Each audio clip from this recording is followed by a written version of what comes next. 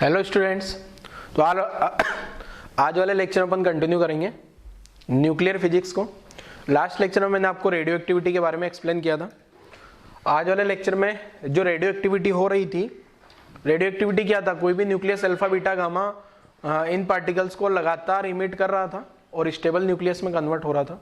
तो आज वाले लेक्चर में अपन पढ़ेंगे कि अल्फा डीके क्या है, मीन्स अल्फा पार्टिकल निकलेगा तो कैसे, बीटा पार्टिकल निकलेगा तो किस वे में, और गामा का particle, alpha beta gamma particle decay किस टाइप से होते हैं। ठीक है, तो सबसे पहले अल्फा पार्टिकल, बीटा पार्टिकल और गामा पार्टिकल के बारे में बेसिक इंट्रोडक्शन मैंने आपको पहले भी दे दिया है। ठीक है, तो आज वाले लेक्चर की शुरुआत करते हैं अल्फा डीके से। ठीक है, तो अल्फा डीके क्या है, देखो हेडिंग लिख देता हूं मैं, alpha decay means alpha particle कोई भी रिएक्शन में से निकलेगा या कोई भी न्यूक्लियस से अल्फा पार्टिकल निकलता है तो वो रिएक्शन किस वे में चलेगी, ये आज अपन पढ़ने वाले हैं बेटा। ठीक है ना, तो ध्यान से समझ लेना है। यहाँ से न्यूक्लियर रिएक्शन भी यहाँ पे अब इन्वॉल्व हो जाएगी आज थोड़ी सी। जैसे मैं सिंपल न्यूक्लियर रिएक्शन बताता हूँ एक आपको। जैसे मान लो ये एक C13 है, ये 6C13 है, ये यहाँ से गया, ठीक है, और सपोज ये C12 में कन्वर्ट हो गया, C12 में कन्वर्ट हो गया 6।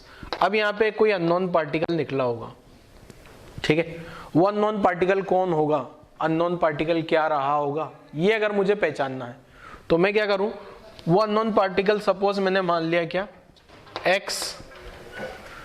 न्यूक्लियर रिएक्शन बैलेंस करना सिखा रहा हूं मैं न्यूक्लियर रिएक्शन बैलेंस करना सिखा रहा हूं आपको। ठीक है, तो न्यूक्लियर रिएक्शन कैसे बैलेंस करते हैं, जैसे मैंने अननोन पार्टिकल मान लिए यहाँ पे A और यहाँ पे Z। ठीक है, एक काम करते हैं, अल्फा डीके से पहले आप हेडिंग लिख लेना न्यूक्लियर रिएक्शन। ये ऐसा कुछ न्यूक्लियर रिएक्शन को मैं एग्जांपल के थ्रू ही समझाता हूं डायरेक्ट। ठीक है ना,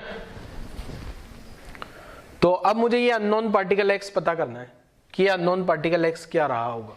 ठीक है, तो अब ऐसे एग्जांपल के थ्रू समझते हैं अपन। तो सबसे पहले आपको काम क्या करना होगा, चार्ज कंजर्वेशन करा दो। अगर मैं चार्ज कंजर्व कराता हूं, चार्ज कंजर्वेशन करा दिया, तो यहाँ 6 है लेफ्ट हैंड साइड में, राइट हैंड साइड में 6 + Z, तो यहाँ से Z का वैल्यू निकल के अपने पास क्या, 0।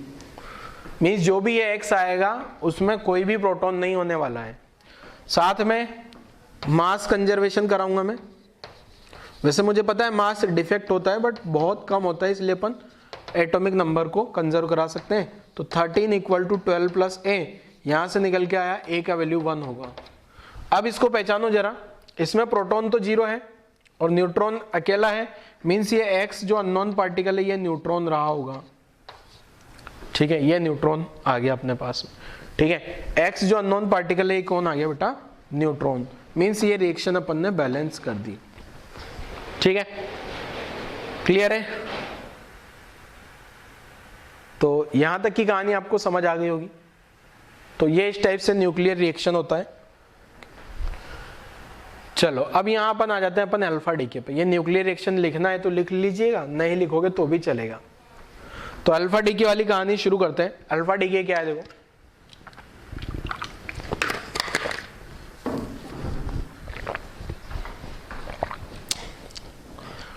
चलो ये न्यूक्लियर रिएक्शन में हटा देता हूं।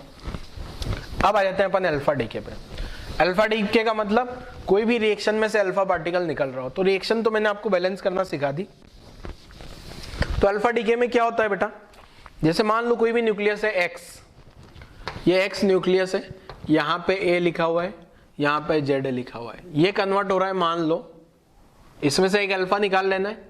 अल्फा पार्टिकल आपको पता है 2He4 होता है, 2He4 ये अल्फा पार्टिकल हो गया। अब साथ में यहाँ जो Y जो न्यूक्लियस बना होगा, दूसरा न्यूक्लियस X से, उस न्यूक्लियस में क्या होगा बेटा, ये जो A है, अब आपको पता है दोनों साइड का A और Z बराबर रखना है। ठीक है ना, दोनों साइड का मास। तो यहाँ पे यहाँ Z की जगह आ जाएगा Z - 2। अब देखो यहाँ ये 2 रहा, ये Z - 2 है, तो 2 और Z - 2 ऐड करोगे तो Z आएगा क्या, ऐसे ही ऊपर आ जाएगा क्या, A - 4। A - 4 इसलिए आया क्योंकि ये न्यूक्लियस 4 है। ये जो हीलियम का न्यूक्लियस होगा, हीलियम के न्यूक्लियस का एटॉमिक मास नंबर क्या है, 4। तो ये न्यूक्लियर रिएक्शन मैंने बैलेंस कर दी डायरेक्ट। अब आपको डायरेक्ट मैंने बैलेंस करना बता दिया यहाँ से, और आई थिंक आपको समझ में ही आ गया होगा। ठीक है, अब देखो जरा दोनों साइड का चार्ज, इधर जेड है, लेफ्ट हैंड साइड में चार्ज जेड है तो राइट हैंड में भी जेड हो जाएगा, मास ए है तो इधर भी ए हो जाएगा। ये न्यूक्लियर रिएक्शन हो गई सिंपल सी अल्फा डीके की। ठीक है, तो इस टाइप की रिएक्शन आप बड़ी आसानी से लिख सकते हो। अब जो एनसीईआरटी वाली बुक्स में होती है, एक रिएक्शन तो ये दिया होता है, साथ में किसका एग्जाम्पल भी दिया होता है। अब जो ये है, ये एग्जाम्पल अगर आपको नहीं भी पता होगा तो चलेगा, ठीक है ना, क्योंकि आपसे कोई ऐसा एग्जाम्पल नहीं पूछने वाला। बट अगर बोर्ड के एग्जाम में आपको अल्फा डीके लिखना है तो ऐसा एग्जाम्पल लिख दोगे तो थोड़ा अच्छा है। ठीक है, जैसे एग्जाम्पल क्या है, एग्जाम्पल में बता देता हूँ। यूरेनियम 238, यूरेनियम 238 है, यूरेनियम का 92 होता है ये। अब यहां से अगर मैं एक अल्फा पार्टिकल निकाल लूं 2He4, तो यहां जो बचेगा बेटा, ये 92 में से 2 गया तो यहाँ 90 बचा गया। अब 90 एटॉमिक नंबर किसका होता है, थोरियम का होता है क्या, TH, थोरियम। अब यहाँ 4 है तो ये 234 आ गया। ये इसका एक एग्जाम्पल हो गया। ठीक है, एग्जाम्पल नहीं भी लिखोगे तो चलेगा, बट आपको ये रिएक्शन पता होनी चाहिए। तो कुल मिला के ये है कि जब भी अल्फा डीके होगा, ये वाला जो न्यूक्लियस होता है ना, इसको बोलते हैं पेरेंट न्यूक्लियस, जो लेफ्ट हैंड साइड में होता है, और इनको बोलते हैं डॉटर न्यूक्लियस। ये जो है ये डॉटर न्यूक्लियस है और ये पेरेंट न्यूक्लियस है। तो जब भी अल्फा डीके होगा बेटा, ये जो फाइनल प्रोडक्ट होते हैं, फाइनल प्रोडक्ट, इनको डॉटर न्यूक्लियस बोला जाता है। ये डॉटर न्यूक्लियस है, थोरियम डॉटर न्यूक्लियस है। पेरेंट कौन है, यूरेनियम या एक्स। ठीक है, तो ये इधर वाले जो है ना, ये तो पेरेंट न्यूक्लियस हो गए और ये डॉटर न्यूक्लियस हो गया। तो ये जो डॉटर न्यूक्लियस है, पेरेंट न्यूक्लियस से मिलके यहां से अल्फा डीके होने के बाद बना होगा डॉटर न्यूक्लियस। तो ये जो होगा, जब भी अल्फा डीके होगा तो क्या होगा, जो डॉटर न्यूक्लियस होगा उसका एटॉमिक मास नंबर भी कम हो गया होगा और नंबर ऑफ प्रोटॉन या चार्ज भी कम हो गया होगा। तो कुल मिला के चार्ज कितने से डिक्रीज करेगा, 2 से। चार्ज कितने से डिक्रीज करेगा, 2 से, या एटॉमिक नंबर बोलेंगे, एटॉमिक नंबर होता है ना जेड, एटॉमिक नंबर कितने से डिक्रीज कर गया, 2 से, और एटॉमिक मास नंबर 4 से डिक्रीज कर गया। ठीक है ना, तो इसको भी लिख देता हूं मैं। तो देखो क्या है,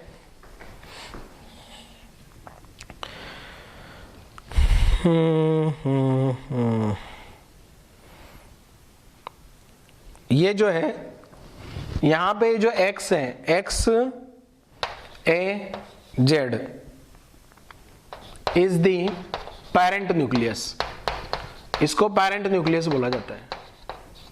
ठीक है, लिख भी दिया है मैंने। एंड ये जो y निकल के आया है इधर प्रोडक्ट में, A-4 और Z-2, इसको क्या बोला जाता है, daughter nucleus, is the daughter nucleus. ठीक है, क्लियर है।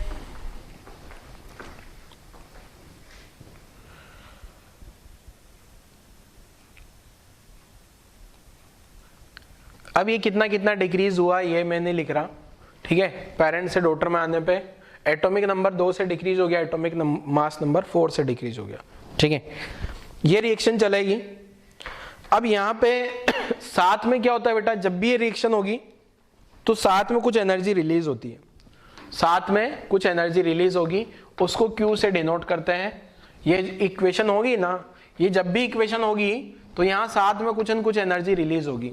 अब ये एनर्जी रिलीज कितनी होगी, मास डिफेक्ट से निकालेंगे, इसका मास, इसका मास, इसका मास, मास मास मास, मास डिफेक्ट निकालेंगे, इनिशियल मास माइनस फाइनल मास, मास डिफेक्ट आ गया तो उससे एनर्जी रिलीज आ जाएगा। ठीक है, तो ये जो Q है ना, इसको, ये जो Q है, Q वैल्यू जो है ये क्या होता है, इसको भी लिख देता हूं जरा मैं। तो Q वैल्यू क्या है, देखो Q वैल्यू का सिंपल सा डेफिनेशन लिखता हूं, एक energy released during the decay process, energy released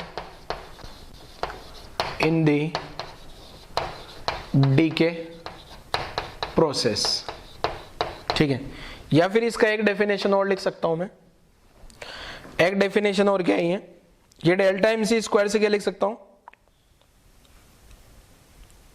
the difference between initial mass energy, the difference between initial mass energy and final mass energy and final mass energy. ठीक है, initial जो भी mass energy होगी, final mass energy, उन दोनों का जो difference है उसको क्या बोल दिया जाता है? The difference between initial mass energy and final mass energy is called Q value. और एक और नाम है इसका, और डिसइंटीग्रेशन एनर्जी, डिसइंटीग्रेशन एनर्जी। ठीक है, अब ये जो Q वैल्यू है, इसका वैल्यू कैसे पता लगाया जाए, ये भी पता करते हैं। Q वैल्यू जो है ये कैसे पता लगाया जाए कोई भी रिएक्शन का Q वैल्यू। अब यहां से जो Q वैल्यू है ना, ये पता लगा लेते हैं कि रिएक्शन की जो Q वैल्यू है वो कैसे आएगी। तो आप मास डिफेक्ट निकालो। ठीक है, अब यहाँ पे जो Q होगी, अगर मुझे न्यूक्लियस का मास पता हो, जैसे मैं ये वाली रिएक्शन के लिए नहीं लिखूंगा, मैं ये वाली रिएक्शन के लिए लिखता हूँ। ठीक है ना, तो अगर मुझे X वाला न्यूक्लियस, ये वाले न्यूक्लियस का मास पता है, ये वाले न्यूक्लियस का मास पता है, ये वाले न्यूक्लियस का मास पता है, तो Q क्या हो जाएगा? देखो Q जो होगा ये हो गया M इंटू एक्स का न्यूक्लियस, ये तो इनिशियल मास M, थोड़ा सा सुंदरता इसकी बरकरार रखते हैं। तो जो Q वैल्यू होगी बेटा, ये ब्रैकेट mx इनिशियल मास और फाइनल मास में अल्फा का आएगा, साथ में y का आएगा, ये डेल्टा m आ गया इंटू सी square, delta m C square. अब यहाँ पे ये जो mx comma m alpha comma my, ये सब किसके मास है बेटा? Are masses of nucleus x alpha and y। ठीक है, ये इसके न्यूक्लियस का मास, ये वाले न्यूक्लियस का मास और ये वाले न्यूक्लियस का मास आ गया, तो यहां से मेरे पास Q वैल्यू आ जाएगी। अब क्वेश्चन में जनरली बेटा क्या होता है, न्यूक्लियस के मास नहीं दिए होते हैं। अब न्यूक्लियस के मास नहीं दिए हैं, एटम का मास दिया है, तो फिर ऐसी सिचुएशन में क्या करूंगा मैं, वो जो एटम का मास है ना बेटा, उस एटम के मास में से इलेक्ट्रॉन का मास हटा दूंगा। एटम में से इलेक्ट्रॉन हटा दें तो न्यूक्लियस का मास बचेगा क्या? एटम का मास दिया है, उसमें से इलेक्ट्रॉन हटा दो तो उस एटम में कौन बचेंगे? प्रोटॉन और न्यूट्रॉन, और वही प्रोटॉन और न्यूट्रॉन तो मिला के न्यूक्लियस बनाते हैं, तो न्यूक्लियस का मास आ जाएगा क्या फिर? तो यहां से और आगे बढ़ते हैं। अब मैं यहाँ अल्फा डीके प्रोसेस हटा देता हूं, ऊपर वाली रिएक्शन हटा देता हूं, ये रिएक्शंस गायब हो गई। अभी अपन Q वैल्यू की बात कर रहे हैं तो मैं Q को नहीं हटा रहा, ठीक है ना। ये आ गया। अब यहां पे जो Q आता है बेटा, Q क्या हो जाएगा देखो, अब मैं एटम का मास मान लो कैपिटल mx मान लेता हूं, तो कैपिटल mx। अब आपको पता है x में कितने प्रोटॉन थे, x में सॉरी इलेक्ट्रॉन कितने थे? z, तो z into mass of electron, ये आ गया अपने पास क्या? इनिशियल मास, माइनस मुझे फाइनल मास भी चाहिए क्या? फाइनल मास में क्या होगा बेटा? ये m अल्फा, अगर अल्फा एटम का मास दिया है तो उसमें से 2 इलेक्ट्रॉन का मास हटा देना है, साथ में जो मुझे y एटम का मास दिया है उसमें से z माइनस 2 इलेक्ट्रॉन का मास हटा देना है।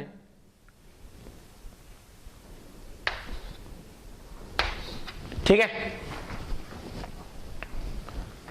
एक काम करता हूं, ये यहां से हटाया, इसको यहां माइनस लिख लेते हैं, ठीक है ना, ताकि एक ब्रैकेट का मेरा बचत हो जाएगा। ये इनिशियल मास माइनस ये दोनों फाइनल मास है ना, तो ये माइनस यहां ब्रैकेट हटा दिया ना मैंने, तो वो ये माइनस यहां शिफ्ट हो गया। तो ये देखो क्या किया मैंने, अगर क्वेश्चन में एटम का मास दिया है तो एटम के मास में से मैंने क्या किया, इलेक्ट्रॉन का मास हटा दिया। अब आपको मैंने रिएक्शन हटा दी है, आपको पता होगा एक्स एटम में z इलेक्ट्रॉन होंगे, अल्फा में 2 इलेक्ट्रॉन होंगे और y में कितने इलेक्ट्रॉन होंगे? z माइनस 2, क्योंकि 2 से एटॉमिक नंबर डिक्रीज हो गया था ना, तो ये आ गया। अब यहां पे मुझे पता होना चाहिए कि ये जो mx, m alpha, m Y, ये क्या है, are masses of atom x, He and y। ठीक है, हीलियम एटम का मास दिया होगा तो अल्फा का मास निकाल लेंगे। ठीक है, अब यहां से इसको सिंप्लीफाई करूंगा तो Q कितना आ गया बेटा, ये आ गया mx minus Z M E, यहां से माइनस m अल्फा, ये माइनस और minus plus twice of M E, ये अब माइनस को अब शिफ्ट करने की जरूरत नहीं है, माइनस m वाई, ये माइनस और minus plus z minus 2 m e into सी स्क्वायर भी तो करना होगा। ठीक है, अब देखो यहां से कौन कौन गायब हो जाएगा। देखो यहां से अगर सोल्व करोगे ना आप तो यहां से प्लस जेड एम ई आएगा क्या, ये वाली टर्म में प्लस जेड एम ई आएगा क्या, तो ये जेड एम ई माइनस आ रहा है, और ये वाली टर्म में माइनस 2 एम ई आएगा और ये गायब हो जाएगा, तो ये सब गायब हो गया। तो क्यू वैल्यू अगेन जो आ गया अपने पास m x m alpha M y into सी स्क्वायर। अगर आप ध्यान से देखोगे ना बेटा तो ये भी वैसे ही आ गया same, m x m alpha M y into सी स्क्वायर। मीन्स अगर मान लो आपको न्यूक्लियस का मास दिया हो, चाहे आपको न्यूक्लियस का मास दिया हो चाहे एटम का मास दिया हो, आपको तो केवल मास डिफरेंस निकाल लेना है, डेल्टा एम सी स्क्वायर कर देना है, दोनों से आंसर सेम आएगा। दोनों से आंसर सेम इसलिए आ रहा है बेटा यहाँ पे क्योंकि इसमें क्या है, ये वाले क्वेश्चन में जो प्रोटॉन है, इलेक्ट्रॉन आ रहे हैं अल्फा डीके में, जो इलेक्ट्रॉन आ रहे हैं वो इलेक्ट्रॉन जो है लेफ्ट हैंड साइड और राइट हैंड साइड के इलेक्ट्रॉन बराबर बराबर है ना, तो जितने इलेक्ट्रॉन का मास वहां था, जितने इलेक्ट्रॉन इनिशियल में थे, फाइनल में भी वही सब इलेक्ट्रॉन है। मींस इनिशियल में इलेक्ट्रॉन, फाइनल में इलेक्ट्रॉन बराबर बराबर इलेक्ट्रॉन है, इलेक्ट्रॉन बराबर बराबर है, इसका मतलब इलेक्ट्रॉन के जो मास के कारण जो डिफरेंस था उससे कोई फर्क नहीं पड़ेगा। मतलब जो न्यूक्लियस का मास था ना, जो न्यूक्लियस का मास डिफरेंस आ रहा था वही सेम एटम का मास डिफरेंस भी आने वाला है। ठीक है, तो यहां तक अपन ने ये कहानी लिख लेनी है, लिखो जल्दी से। ये इस जो भी रिएक्शन होगी, इस रिएक्शन की क्यू वैल्यू समझ आ गई होगी आपको। क्यू वैल्यू का मतलब यह है जब अल्फा डीके हो रहा होगा तो जो एनर्जी रिलीज होगी वो, या फिर initial mass energy minus final mass energy. Initial mass energy MC square से डेल्टा एमसी स्क्वायर ये आ गया। यहां तक की कहानी लिखो। अब ये जो एनर्जी रिलीज हुई है बेटा, ये एनर्जी रिलीज कहां जाती है, ये जो एनर्जी रिलीज हुई है, जो ये रिएक्शन में एनर्जी निकली है जिसको अपन क्यू वैल्यू बोल रहे हैं, ये सारी की सारी एनर्जी मिल जाती है किसको, पहले न्यूक्लियस जो पेरेंट था ना, बेचारा वो पेरेंट तो आराम से बैठा हुआ था। अब क्या हुआ, उस पेरेंट्स में से एक अल्फा निकला और एक वाई निकला, तो इनिशियल मोमेंटम तो जीरो था, इनिशियली तो रेस्ट में था। फाइनली ये जो एनर्जी रिलीज होगी ना, ये एनर्जी लेके भाग जाते हैं अल्फा पार्टिकल और वो डॉटर न्यूक्लियस। तो अल्फा पार्टिकल इधर भागेगा तो डॉटर अपोजिट में भागेगा, अल्फा इधर भागेगा तो डॉटर इधर अपोजिट में भागेगा, दोनों अपोजिट में भागते हैं, अल्फा इधर इधर। ऐसा क्यों सर, लीनियर मोमेंटम कंजर्वेशन। क्या, लीनियर मोमेंटम कंजर्वेशन हो। ये भाग क्यों रहे हैं, ये जो एनर्जी मिली है ना बेटा, अपन ये मान लेंगे क्वेश्चन में, क्वेश्चन पूछे जाते हैं जेईई नीट में कि अल्फा पार्टिकल की काइनेटिक एनर्जी बता दो, डॉटर न्यूक्लियस की काइनेटिक एनर्जी बता दो। तो आपको क्या करना होगा बेटा, ये जो एनर्जी रिलीज हो रही है, ये एनर्जी रिलीज डॉटर न्यूक्लियस को और अल्फा पार्टिकल को दोनों को मिल जाती है। किसको कितनी मिलती है ये कैलकुलेशन अभी कर रहा हूं, आधी आधी दोनों को नहीं मिलती। ठीक है, अभी अपन ये मान के चल रहे हैं कि जो क्यू वैल्यू, जो एनर्जी रिलीज हुई है रिएक्शन में, ये एनर्जी किस किस को मिल जाती है, अल्फा पार्टिकल और न्यूक्लियस को, दोनों को काइनेटिक एनर्जी की फॉर्म में मिल जाती है और दोनों भागना शुरू करते हैं। और दोनों अपोजिट डायरेक्शन में इसलिए भागते हैं लीनियर मोमेंटम कंजर्वेशन कराने के लिए। सिस्टम का इनिशियल लीनियर मोमेंटम जीरो है, फाइनल लीनियर मोमेंटम भी जीरो होना चाहिए, इसलिए वो जो है अपोजिट डायरेक्शन में भाग लेते हैं। तो ये पूरी कहानी लिखो, आप यहीं तक लिखना है। ये नीचे वाला तो शुरुआत में लिख लिया होगा ना, पहले आपने क्यू वैल्यू, रिएक्शन का डेफिनेशन, ये वाला, तो यहां तक लिखो जल्दी से, फिर मैं आपको ये आगे की कहानी समझाता हूं। देखो क्या है, चलो लिख लिया आप लोगों ने, लिखो जल्दी से बेटा, वीडियो पॉज करके वीडियो पॉज करके यहां तक लिख डालो जल्दी से।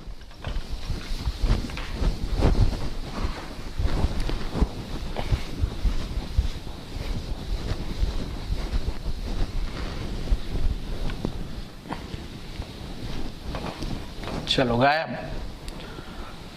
अभी कहानी खत्म नहीं हुई है। अच्छा, अगर एनसीईआरटी के पॉइंट ऑफ व्यू से बात करूं ना बेटा, एनसीईआरटी के पॉइंट ऑफ व्यू से बात करूं तो बस ये यहाँ जो मैंने लिखा था ना, यहीं तक इतना ही दिया है एनसीईआरटी में। ठीक है, क्यू वैल्यू का डेफिनेशन और उसके बाद ये है, बस ये ऊपर वाली कहानी, एटम न्यूक्लियस ऐसा कुछ वहाँ नहीं है। ठीक है ना।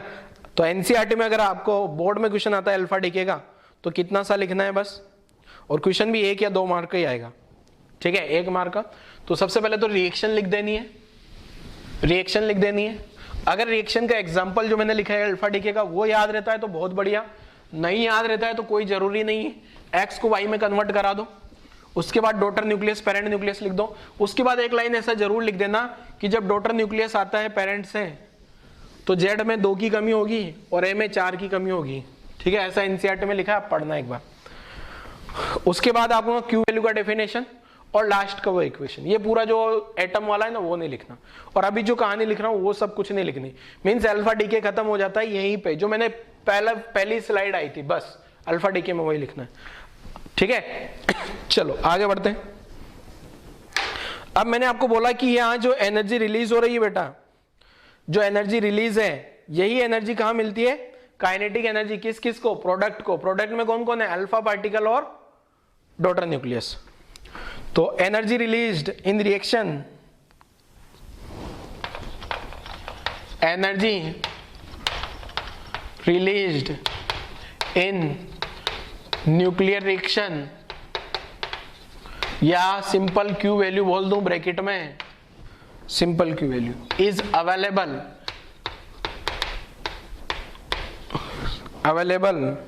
in the form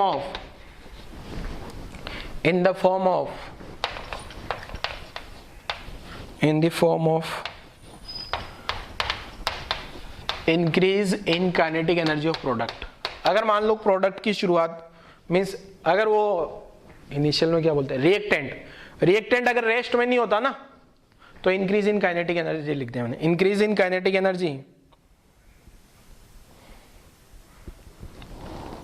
of the products. ठीक है, ये जनरलाइज है, आगे भी ऐसा ही करूंगा। अब यहाँ प्रोडक्ट्स में कौन कौन आ गया, अल्फा एंड वाई। ठीक है, ब्रैकेट में लिख दिया मैंने। तो पहला इक्वेशन देखो, पहले तो मैं डायग्राम बना लेता हूं। पहले क्या होगा, पहले सिंपल एक्स था क्या, ये सिंपल एक्स था और ये तो अपना रेस्ट में था क्या, सिंपल शुरुआत में कौन था बेटा, एक्स, और वो रेस्ट में था। ये एक्स आ गया, ये तो अपना रेस्ट में था। अब इससे क्या कन्वर्ट हुआ, अल्फा एंड वाई। अब अल्फा वाई इधर जाएगा तो अल्फा इधर जाएगा क्या, तिरछा मिर्चा बना दूं क्या थोड़ा, हाँ। ये काइनेटिक एनर्जी ऑफ वाई, ये काइनेटिक एनर्जी ऑफ अल्फा। तो मैंने क्या लिख लिया, kinetic energy of alpha plus kinetic energy of Y, ये दोनों क्यू वैल्यू के बराबर होंगे, पहला इक्वेशन। ठीक है, दोनों क्या होंगे, क्यू वैल्यू के बराबर होंगे। अब एक कॉन्सेप्ट आता है, सेंटर ऑफ मास में पढ़ा होगा अपन ने कोलिजन में, linear momentum collision, sorry linear momentum conservation, LMC for system. System का एलएमसी करा दूं तो इनिशियल मोमेंटम तो 0 है, फाइनल मोमेंटम क्या लिखूं। अब मोमेंटम को मैं मास इंटू वेलोसिटी नहीं लिख रहा हूं, क्योंकि मास इंटू वेलोसिटी लिखूंगा तो यहाँ काइनेटिक एनर्जी पता करनी है ना मेरे को, तो मैं मोमेंटम को लिखूंगा √2my/ky। ठीक है, मोमेंटम को लिखा जा सकता है ना अरे याद है क्या लीनियर मोमेंटम का relation, √2m into kinetic energy, तो √2m इंटू काइनेटिक एनर्जी, एक का इधर प्लस मान लिया तो इधर इसका माइनस मान लिया, तो √2m अल्फा के अल्फा, इसको इधर ला दिया स्क्वायर कर दिया, 2 भाग जाएगा तो m अल्फा के अल्फा my के y। ये 2 इक्वेशन आ गई, दोनों इक्वेशन को सोल्व करें और आंसर निकाल लें। मतलब मुझे क्या चाहिए, kinetic energy of alpha particle और kinetic energy of y product. अच्छा, अब मैं सिंपल बोलूँ ना तो यहां से इक्वेशन 2 से के अल्फा की वैल्यू वहां रख देते हैं, फ्रॉम इक्वेशन 2 के अल्फा बरोबर my ky upon m alpha put in equation 1, पहला इक्वेशन में पुट कर देता हूं, तो M Y K Y M alpha K Y बराबर क्यू, के वाई कॉमन आ गया, M Y upon M alpha plus 1 बराबर क्यू, तो यहां से K Y M alpha M Y plus M alpha बराबर क्यू, तो के वाई कितना आ गया बेटा, M alpha M Y plus M alpha into Q, ये आ रहा है। ये एक आंसर तो ये आ गया अपने पास। एंड अगर अब मैं क्या करूं बेटा, ये के वाई का वैल्यू यहां पुट कर दूं तो के अल्फा आ जाएगा। अब आप लोग पुट करके देखना, ये आएगा M Y plus M alpha into Q. तो आपको डायरेक्ट ये याद होना चाहिए, न्यूमेरिकल आता है डायरेक्ट यहाँ पे जेई और नीट में।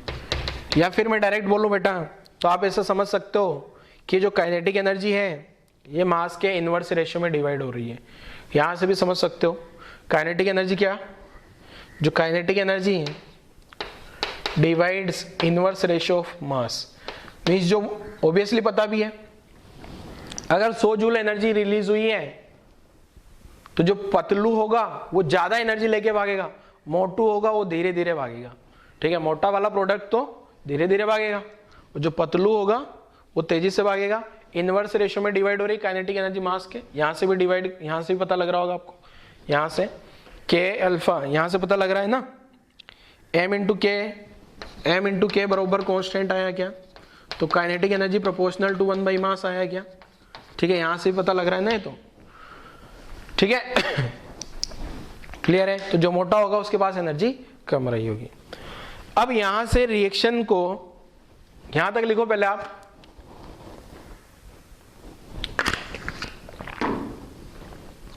रिपीट कर रहा हूं बेटा, ये जो मैंने यहां से लिखा है ना ये बिल्कुल भी एनसीईआरटी में नहीं दिया है, पर जेईई नीट में क्वेश्चन पूछे जा सकते हैं इसलिए मैं समझा रहा हूं। ठीक है, तो यहां से अपने को पता लगा अल्फा पार्टिकल की काइनेटिक एनर्जी पता लग गई और वाई की काइनेटिक एनर्जी पता लग गई। अगर आपको डिवाइडेशन अच्छे से आता है तो इससे भी काम हो जाएगा, काइनेटिक एनर्जी मास के इनवर्स रेशियो में डिवाइड कर लेना। जो एनर्जी रिलीज हुई है आपको पता लग गया, जो भी एनर्जी रिलीज हुई वो सारी एनर्जी कहां चली जाएगी, प्रोडक्ट के पास में। प्रोडक्ट कौन है, अल्फा और वाई, और जो एनर्जी डिवाइड होगी वो मास के इनवर्स रेशियो में डिवाइड कर देनी है। और अगर आपको डिवाइड करना आता है तो बहुत बढ़िया, फॉर्मूला रटने की जरूरत नहीं। और आपको डिवाइड करने में प्रॉब्लम होती है तो फॉर्मूला याद रख लो, फॉर्मूला याद रखना कोई बड़ी बात नहीं है। वाई का निकालना है तो अल्फा ऊपर आएगा और अल्फा का निकालना है तो वाई ऊपर आएगा, बाकी तो सब कुछ सेम है। नीचे का मास और क्यू सेम है, नीचे का मास क्यू सेम है। ठीक है ना, क्यू वैल्यू तो डिवाइड हो रही है, नीचे टोटल मास कर देना है और वाई का चाहिए तो अल्फा का मास पुट करना है और अल्फा का चाहिए तो वाई का पुट करना है। ठीक है, इनवर्स रेशियो में इसलिए उल्टा उल्टा आ रहा है ये। ठीक है, तो यहां तक की कहानी लिख लो जल्दी से बच्चों, वीडियो पोस्ट करके फिर आगे की कहानी समझता हूं, कहानी अभी बाकी है। ठीक है, तो अब यहां से जो जो भी अल्फा पार्टिकल निकले हैं बेटा, अब यहां कोई एक्स वाला न्यूक्लियस, एक अकेला न्यूक्लियस तो नहीं है। न्यूक्लियस जब भी डालेंगे बहुत सारे 10,000 5,000 न्यूक्लियस 1 किलोग्राम 2 किलोग्राम डालते हैं इसे, तो 1 किलोग्राम में खूब सारे न्यूक्लियस आते हैं। तो जब ये न्यूक्लियस होते हैं बेटा, इन न्यूक्लियस में से खूब सारे अल्फा पार्टिकल निकलेंगे। और थ्योरेटिकल कैलकुलेशन तो ये बोल रही है, थ्योरेटिकल कैलकुलेशन क्या बोल रही है, सभी अल्फा पार्टिकल का काइनेटिक एनर्जी सेम है, सभी अल्फा पार्टिकल का काइनेटिक एनर्जी सेम है। अब आपको पता होगा रेडियस का फॉर्मूला, अगर कोई भी मूविंग चार्ज को मैग्नेटिक फील्ड में भेज दिया जाए, transverse magnetic field means perpendicular direction में मैग्नेटिक फील्ड लगा है, तो वो सारा सर्कुलर मोशन करते हैं। तो ये जितने भी अल्फा पार्टिकल हैं इनको मैंने मैग्नेटिक फील्ड में भेज दिया ट्रांसवर्स में, तो इनका क्या होगा, सर्कुलर मोशन। और सर्कुलर मोशन में क्या होना चाहिए, सबका रेडियस सेम आना चाहिए। तो लिख के बताता हूं मैं कैसे, वीडियो पोस्ट करके यहां तक की कहानी लिखी, चलो गायब। देखो एक दूसरे चैप्टर से लिंक होके जो क्वेश्चन आते हैं ना वो आगे समझ रहे हैं, इस टाइप से क्वेश्चन बनाया जा सकता है।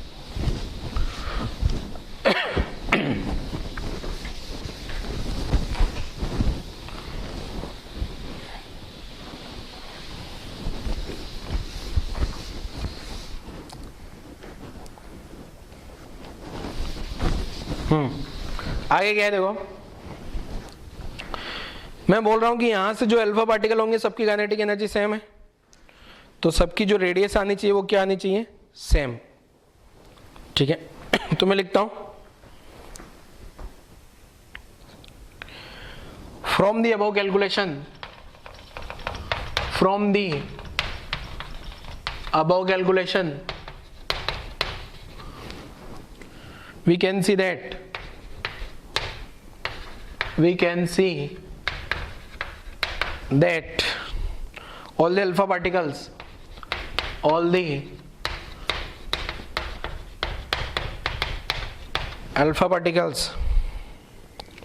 emitted should have same kinetic energy, should have same kinetic energy, सबकी काइनेटिक एनर्जी सेम होनी चाहिए। ठीक है, hence if they are passed through a region of uniform through a region of uniform magnetic field,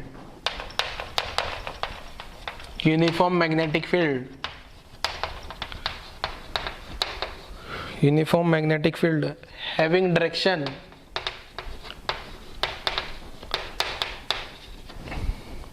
perpendicular to velocity,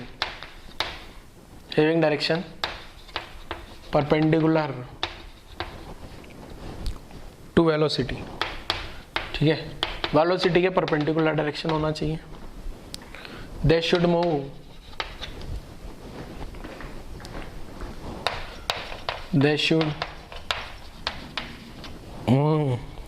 in a circle of same radius,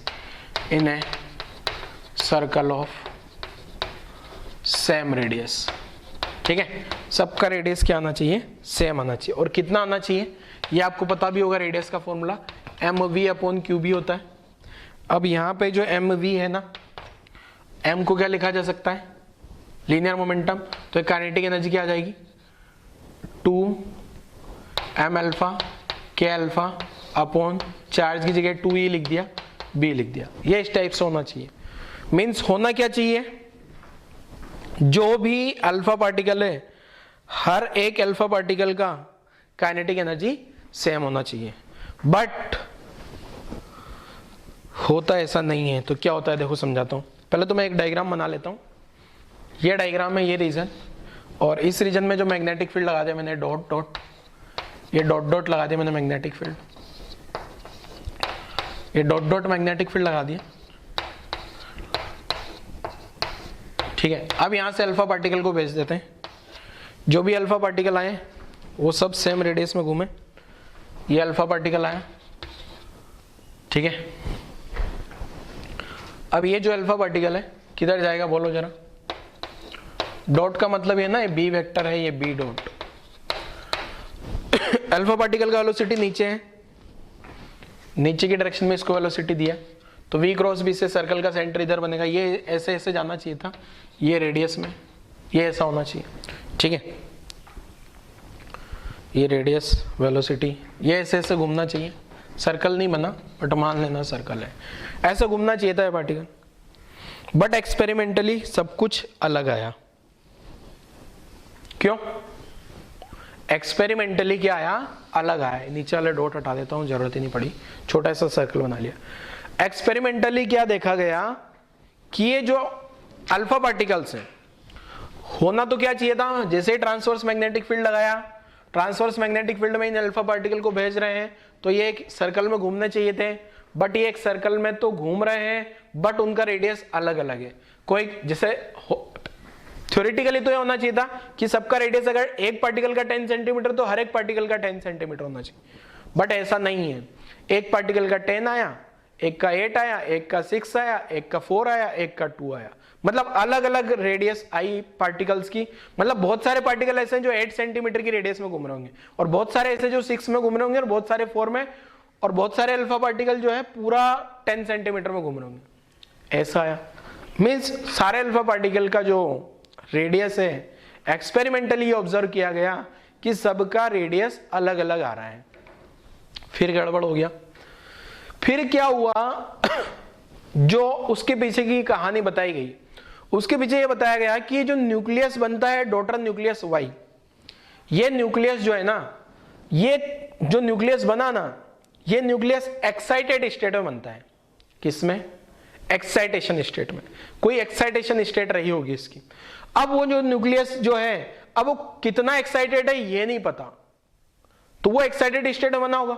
अब वो excited state से normal state में आएगा ना, तो कुछ न कुछ फोटोन रिलीज करेगा, और उस फोटोन को बोल देते हैं गामा पार्टिकल। मतलब गामा डीके भी हाथों हाथ हो गया आपका। क्या? कोई भी न्यूक्लियस एक्साइटेड स्टेट में बनता है, एक्साइटेड स्टेट से नॉर्मल स्टेट में आने में वो कोई ना कोई फोटोन को रिलीज करता है, उस फोटोन को बोल देंगे अपन क्या? Gamma photon, gamma particle. बच्चों ये सेम वैसा ही है जैसा अपन ने एटॉमिक स्ट्रक्चर में पढ़ा था। एटॉमिक स्ट्रक्चर में क्या था? एटम था। एटम में एक इलेक्ट्रॉन एक्साइट होकर ग्राउंड स्टेट से एक्साइटेशन में चला जाता था, एक्साइटेशन से ग्राउंड में आता था तो फोटोन रिलीज करता था। पर एक चीज बता दूं, ये एटम नहीं है। एटम में तो क्या होता था? एटम में इलेक्ट्रॉन एक्साइट होता था। यहां इलेक्ट्रॉन तो है ही नहीं, यहां तो खाली अपने पास न्यूक्लियस है। वो जो वाई न्यूक्लियस बना वो एक्साइटेशन स्टेट में बना होगा, और वही न्यूक्लियस नॉर्मल सिचुएशन में आएगा तो एक फोटोन को रिलीज करेगा। उस फोटोन को तो बोल देंगे अपन गामा रेज या गामा फोटोन, और वो न्यूक्लियस एक्साइटेशन में आ गया होगा। अब कोई न्यूक्लियस, बहुत सारे न्यूक्लियस, सबका एक्साइटेशन अलग अलग पता नहीं, हो सकता है कोई न्यूक्लियस जो है नॉर्मल स्टेट में ही निकला हो और कोई एक्साइटेशन में ही निकला हो, कोई ज्यादा एक्साइटेशन में और ज्यादा एक्साइटेशन। तो हर एक न्यूक्लियस की जो एनर्जी है वो अलग अलग हुई, तो अल्फा पार्टिकल की एनर्जी भी क्या हुई? अलग अलग होगी। अल्फा पार्टिकल की अलग अलग क्यों हुई बेटा? जो वो क्यू वैल्यू अपन ने माना था, क्यू वैल्यू अपन ने क्या मान लिया था? दो जगह जा रहा है। कहां का? एक तो अल्फा पार्टिकल की काइनेटिक एनर्जी में, एक वाई की काइनेटिक एनर्जी में।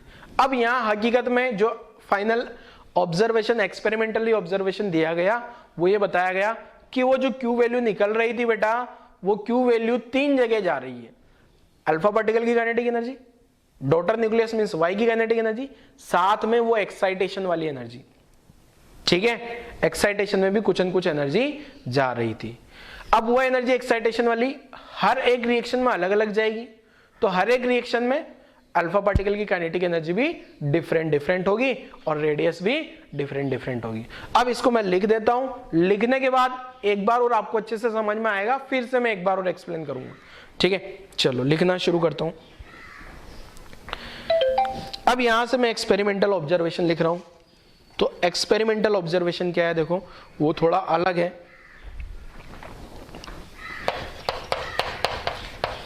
एक्सपेरिमेंटल ऑब्जर्वेशन, तो क्या है एक्सपेरिमेंटल ऑब्जर्वेशन? देखो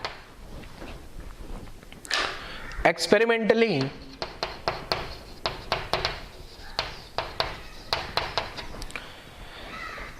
it has been observed that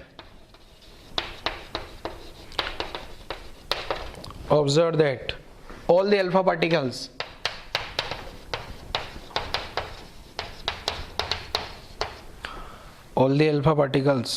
do not move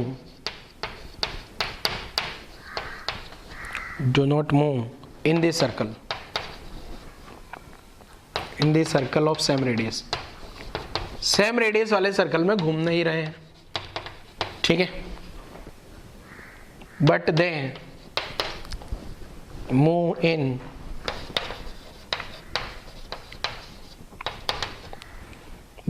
in circle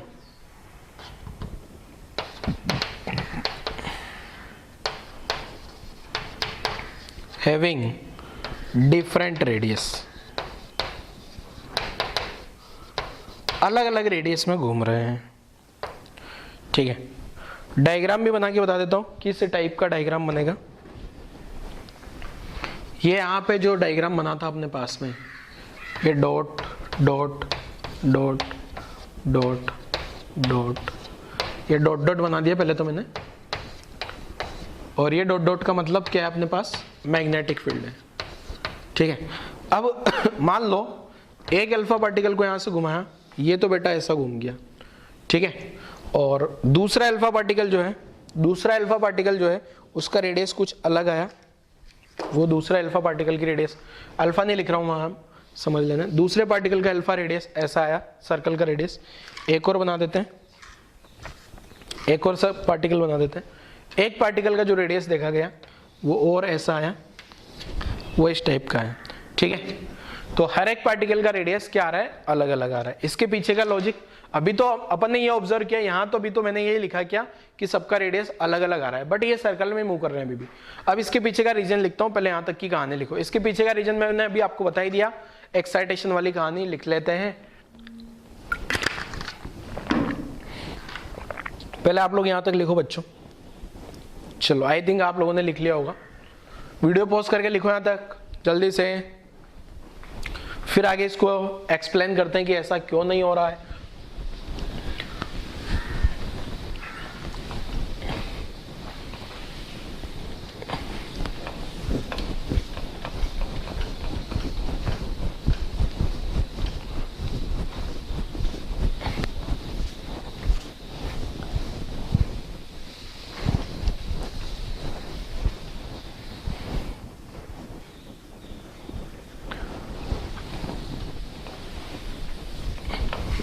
चलो गायब।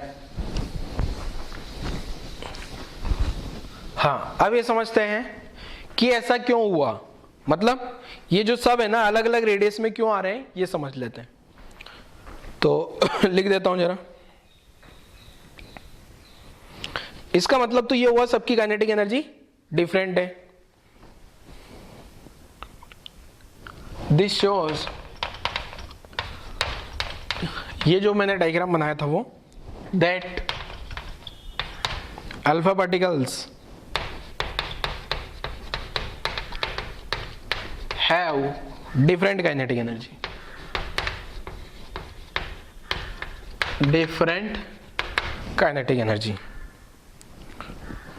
but it is also observed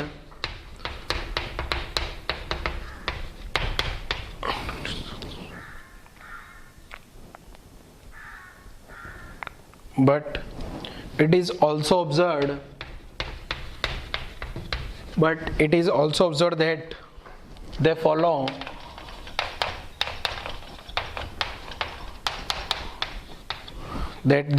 circular paths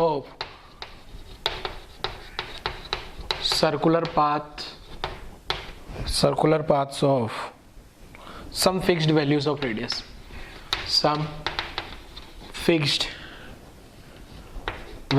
radius, ठीक है।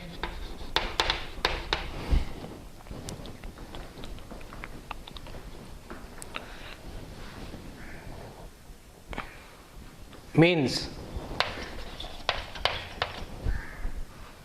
the energy of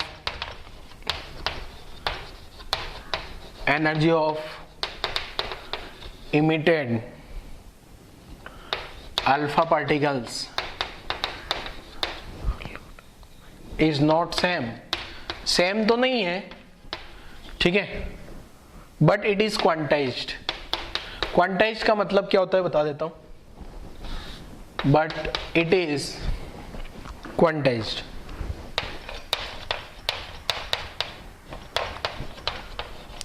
क्वांटाइज का मतलब जैसे अपन ने पढ़ा था ना पहले भी, इलेक्ट्रॉन चार्ज जो है इलेक्ट्रॉन का क्वांटा होता है, पूरा का पूरा ही आएगा एक इलेक्ट्रॉन दूसरे। ऐसे ही जो अपन ने एंगुलर मोमेंटम पढ़ा था h/2π का क्वांटा होगा, या h/2π होगा, या 2h/2π 3h। तो इसी टाइप से यहाँ भी क्या है, अल्फा पार्टिकल जो है ना वो लगातार हर एक रेडियस के नहीं मिल रहे लगातार। एक रेडियस मिला 10 सेंटीमीटर तो दूसरा 8 मिलेगा, फिर 6, फिर 4, मतलब एक पर्टिकुलर क्वांटा में मिल रहे हैं, ठीक है ना। ऐसे कंटिन्यूस में मिल रहे हैं, 10 मिल गया, 9.9, 9.8, 9.7, 9. सब लगातार नहीं मिलेंगे ऐसे, ठीक है ना, क्वांटाइज फॉर्म में मिलेंगे। इसलिए मैंने आपको पता होगा 3 ही सर्कल बनाए बस, ठीक है। अब ये ना बेटा, ये थ्योरी जो है ना प्रैक्टिकल थ्योरी है, ये आपको रिजल्ट है जो लिखा दिए वो याद रखना है। प्रैक्टिकल अपन कर नहीं सकते, थ्योरेटिकल मैंने बता दिया सबका काइनेटिक एनर्जी सेम आना चाहिए। और अगर क्वेश्चन थ्योरेटिकल ही आता है ना तो अपन सेम मान के आंसर निकालेंगे, ठीक है ना। यही मान, अब ये थोड़ी वाले अपने को थोड़ी पता कौन सा वाला अल्फा पार्टिकल है, अपन तो वही सेम वही आंसर निकालेंगे। अगर क्वेश्चन में बोल दिया जाए कि एक फोटोन निकाल दो आप, तो उस फोटोन को उठा के फिर डिवाइड कर लेंगे अपन। अभी समझा रहा हूं फोटोन वाले केस में कैसे करना है, ठीक है। तो quantize,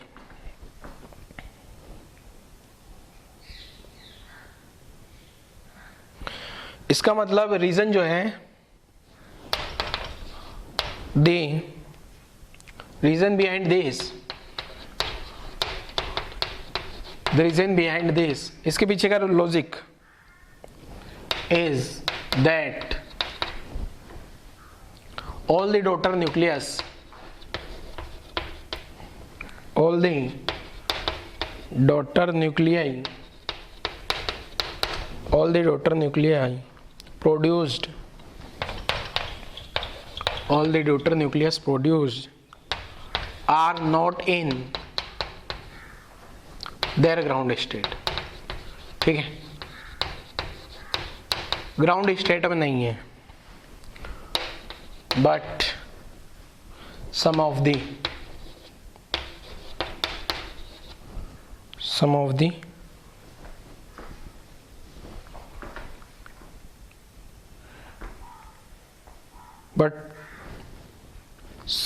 daughter nuclei may be produced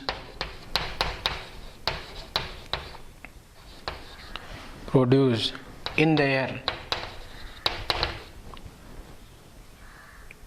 their excited state, ठीक है, excited state में है वो, and they emit photon and they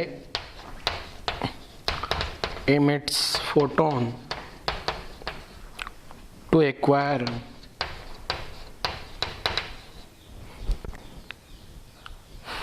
their ground state, ठीक है। ग्राउंड स्टेट में आने के लिए एक फोटोन को इमिट किया।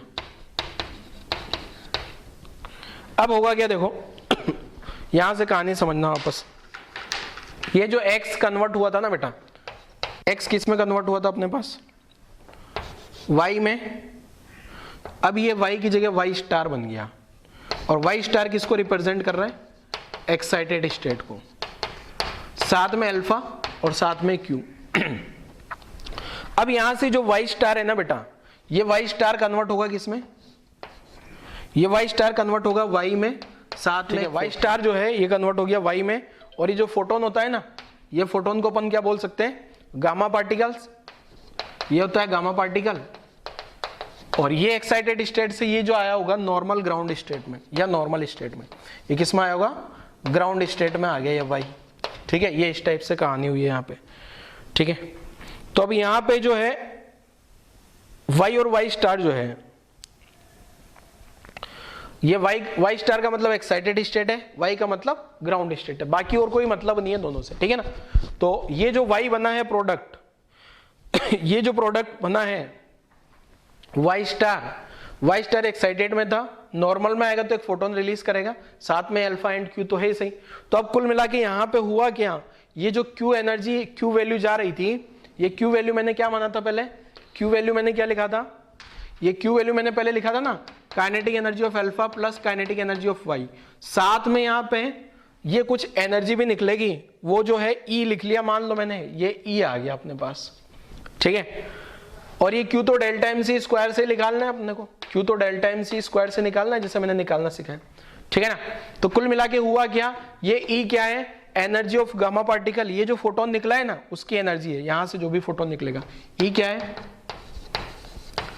एनर्जी ऑफ फोटोन या गामा पार्टिकल, वो जो भी गामा पार्टिकल निकला होगा उसकी एनर्जी या फोटोन। तो कुल मिला के अगर मैं यहां से k अल्फा प्लस के वाई निकाल लूं तो ये कितना आ गया, Q माइनस E। तो कुल मिला के कुछ नहीं है, जो k alpha plus Q E, जो k अल्फा प्लस के वाई Q के बराबर आ रहा था ना, वो क्या आ गया अब यहां से। अब मैं यहां से k अल्फा निकालूंगा ना, अब मैं यहां से k अल्फा निकालूंगा तो क्या आया था बेटा, ये mass of y upon mass of y plus mass of alpha into Q आया था पहले, अब Q माइनस E कर देना है बस, और कुछ नहीं करना चेंजेस, बाकी सब कुछ कहानी वही है। ऐसे अगर मुझे डॉटर न्यूक्लियस का भी काइनेटिक एनर्जी निकालना है तो m of alpha upon M of alpha plus M of Y into Q की जगह क्यू माइनस ई कर देना है, बस कहानी खत्म। ठीक है, तो कुल मिला के ये जो फोटोन है, ये फोटोन कितना एनर्जी का निकलेगा ये मुझे नहीं पता, ये सब कुछ अनसर्टेन है, ये फोटोन का एनर्जी अनसर्टेन है, गामा पार्टिकल का एनर्जी ये पता नहीं है अपने को। ये पता हो जाए, जैसे अगर क्वेश्चन में कुछ नहीं बोला गया है ना, अल्फा डीके दिया गया है सिंपल, तो अपन क्या करेंगे, डेल्टा एम सी स्क्वायर निकाल के क्यू वैल्यू निकाल लिया और उस क्यू वैल्यू को दोनों में डिवाइड कर दिया। अगर कुछ नहीं बोला गया है तो गामा पार्टिकल के बारे में या फोटोन के बारे में, मान लो रिएक्शन का क्यू वैल्यू आ गया 100 जूल, 100 जूल आ गया, 100 जूल में से इन दोनों का डिवाइड कर दिया मैंने मास के रेशियो में, मान लो इसका 40 आया और इसका 40 आया तो उसका 60 आ जाएगा। और अगर क्वेश्चन में बोल दिया जाए कि जो ये रिएक्शन चल रही है इसमें एक गामा पार्टिकल निकला है या एक एक्स्ट्रा फोटोन निकला है 10 जूल का, तो फिर अपन क्या करेंगे, 100 जूल जो क्यू वैल्यू आई थी ना उसमें से 10 को हटा दो पहले, तो बचा कितना 90, फिर 90 को डिवाइड कर लेंगे अपन इन दोनों में मास के इनवर्स रेशियो में। तो यही तो हुआ ना, पहले क्यू को डिवाइड कर रहे थे, अब अपन Q माइनस ई को डिवाइड कर लेंगे। ई क्या है बेटा, energy of photon gamma particle, जो अपन थ्योरेटिकली पता नहीं कर सकते, प्रैक्टिकली पता लगेगी। कैसे, वो रेडियस से। ठीक है, आपको उल्टा भी पूछा जा सकता है। ठीक है, बोल दिया जाए जब नॉर्मल स्टेट में निकलागा, मतलब एक्साइटेशन कुछ नहीं आया तो रेडियस दे दिया गया, और एक्साइटेशन वाले में भी रेडियस दे दिया गया, तो उन दोनों रेडियस से आप ये काइनेटिक एनर्जी निकाल लो अल्फा पार्टिकल की दोनों बार, और फिर आप फोटोन का एनर्जी भी निकाल सकते हो बच्चों। ठीक है, तो आज वाले लेक्चर में अपन ने यहां पे क्या पढ़ लिया है, अल्फा पार्टिकल का जो डीके होगा उसमें क्या हो रहा है अल्फा डीके होगा, पेरेंट न्यूक्लियस से डॉटर न्यूक्लियस आएगा, जेड और में चेंज हो गया। ठीक है, एनर्जी रिलीज हुई, वो दोनों में डिवाइड हो गई। सर्कल का रेडियस सेम आना चाहिए था, नहीं आया, डिफरेंट क्यों आया, रीजन उसके पीछे ये एक्साइटेशन वाला, ये जो वाई और वाई स्टार है, वाई तो नॉर्मल स्टेट में, वाई स्टार एक्साइटेशन। एक चीज और बता दूं, ये वाला ये न्यूक्लियस की एक्साइटेशन स्टेट से, इसका वो वाली एक्साइटेशन से कोई लेना देना नहीं है जो अपन ने एटॉमिक स्ट्रक्चर में पढ़ा था, फर्स्ट एक्साइटेशन सेकंड एक्साइटेशन। ठीक है, ये न्यूक्लियस का ये न्यूक्लियस एक्साइटेड स्टेट में है, ये न्यूक्लियस ग्राउंड स्टेट में, इनका वहां से कोई लेना देना नहीं है। ठीक है, ये न्यूक्लियस है, ये सारी कहानी सब कुछ अलग है। तो ये जो है ना ये डिफरेंट है, उसके जैसा एटम वाली एक्साइटेशन की जैसा नहीं मान लेना 10.2 इलेक्ट्रॉन वोल्ट, 12.07, 12.75, ऐसा कुछ अपना दिमाग नहीं लगाना यहाँ पे। ठीक है, गामा रेज है, गामा रेज का फोटोन पता नहीं क्या निकलेगा, वो क्वेश्चन में दिया होगा तो पता लग जाएगा। ठीक है ना, तो ये जो है ये एक्साइटेशन जो है ना, ये एक्साइटेशन में यहाँ लिख भी देता हूँ, कुछ बच्चे कंफ्यूज ना हो जाए ये जो एक्साइटेड स्टेट आ रही है, excited state of nucleus is different from atomic excitation। ठीक है, एटॉमिक जो एक्साइटेशन पढ़ा था उससे ये कुछ कुछ अलग है, वो नहीं है सब कुछ कहानी। तो लिख डालो जल्दी से यहाँ तक की कहानी, वीडियो पॉज करके यहाँ तक की कहानी लिखो बच्चों जल्दी से।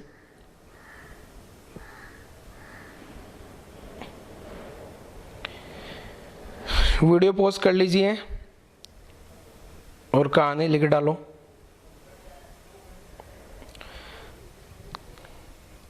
चलो